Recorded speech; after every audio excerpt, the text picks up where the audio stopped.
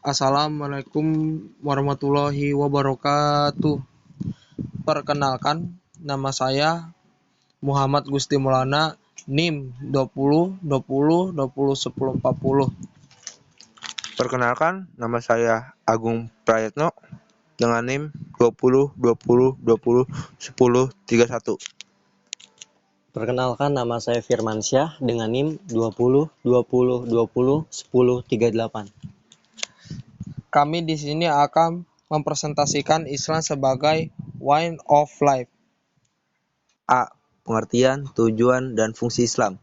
Menurut bahasa Yunani berasal dari bahasa Arab aslamu yuslimu islaman yang berarti patuh, tunduk, dan taat dan berserah diri kepada Allah Subhanahu wa taala.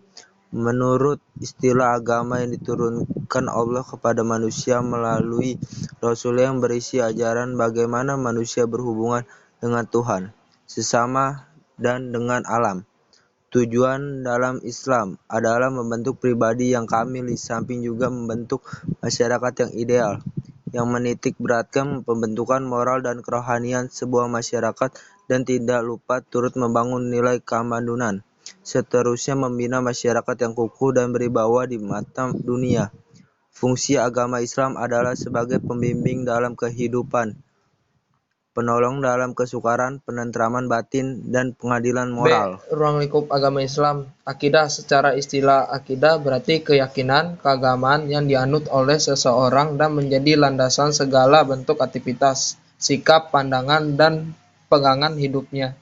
Istilah ini identik dengan keyakinan terhadap Allah, Rasul, dan hal-hal yang gaib, yang lebih dikenal dengan istilah rukun iman. Di samping itu juga menyangkut dengan masalah eskatologi, yaitu masalah akhirat dan kehidupan setelah berbangkit kelak. Keterkaitan dengan keyakinan dan keimanan, maka muncul arkanul iman, yakin iman kepada Allah, malaikat, kitab, rasul, hari akhir, qada dan qadar. Syariah adalah sistem hukum yang didasari Al-Quran, As-Sunnah, atau ijtihad. Seseorang pemeluk agama Islam berkewajiban menjalani ketentuan ini sebagai konsekuensi dari keislamannya. Menjalankan syariah berarti beribadah. Dalam hal ini tidak hanya yang bersifat ritual seperti yang termasuk dalam rukun Islam seperti bersyahadat, sholat, zakat, puasa, dan berhaji bagi yang mampu, akan tetapi juga meliputi seluruh aktivitas, perkataan maupun perbuatan yang dilandasi keimanan terhadap Allah Subhanahu wa taala.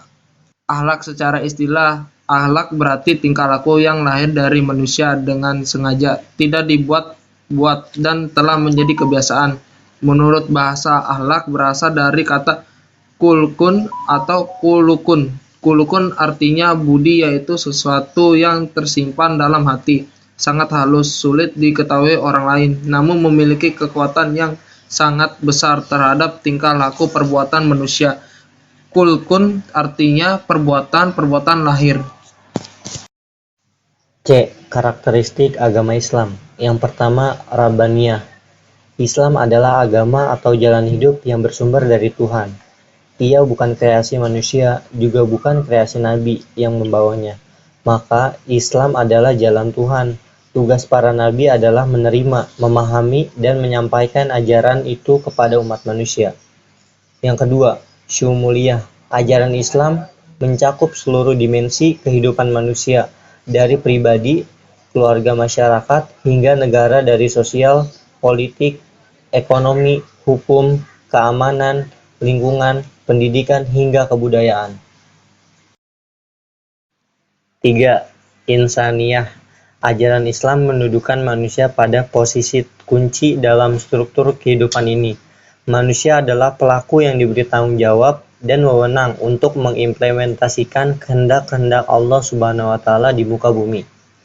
Yang keempat, Sabat dan Tahawur. Islam membawa ajaran yang berisi hakikat-hakikat besar yang bersifat tetap dan permanen, dan juga tidak akan pernah berubah dalam semua ruang dan waktu. Hakikat-hakikat itu melampaui batas-batas ruang dan waktu, serta bersifat abadi, seperti hakikat abadi tentang wujud dan keesaan Allah, Hakikat penyembah kepada Allah, hakikat alam sebagai ciptaan dan wadah fisik bagi kehidupan kita, hakikat manusia sebagai yang paling terhormat karena misi khilafahnya, hakikat iman kepada Allah. 5. Tawazun. Ajaran Islam seluruhnya seimbang dan memberi porsi kepada seluruh aspek kehidupan manusia secara proporsional. Tidak ada yang berlebihan atau kekurangan. Tidak ada perhatian yang ekstrim terhadap satu aspek dengan mengorbankan aspek lain. Karena semua aspek itu adalah satu kesatuan dan menjalankan fungsi yang sama dalam struktur kehidupan manusia. Ada keseimbangan antara bagian-bagian yang bersifat fisik atau zahir dan metafisik atau gaib dalam keimanan. Ada keseimbangan antara kecondongan kepala, materialisme, dan spiritualisme dalam kehidupan. 6. Waqiyah. Ajaran Islam diturunkan untuk berinteraksi dengan realita objektif yang nyata, ada sebagai ia adanya. Selain itu, ajaran-ajarannya didesain sedemikian rupa yang memungkinkan diterapkan secara nyata dalam kehidupan manusia. 7. Ijabiyah. Ajaran Islam mengajarkan untuk bersikap positif dalam menjalani kehidupan sebagai lawan dari pesimisme atau fatalisme. Keimanan bukanlah sesuatu menggerakkan manusia. Keimanan adalah sumber tenaga jiwa yang mendorong manusia untuk merealisasikan kebaikan dan kehendak Allah dalam kehidupan nyata. Kesimpulan, ajaran Islam merupakan agama yang mengatur seluruh sistem kehidupan atau way of life. Aturan agama Islam diberikan oleh Allah kepada manusia melalui petunjuk Rasul-Nya berupa akidah, akhlak, dan syariah. Fungsi Islam adalah sebagai pembimbing dalam hidup, penolong dalam kesukaran, penenteram batin, dan pengendalian moral. Terima kasih.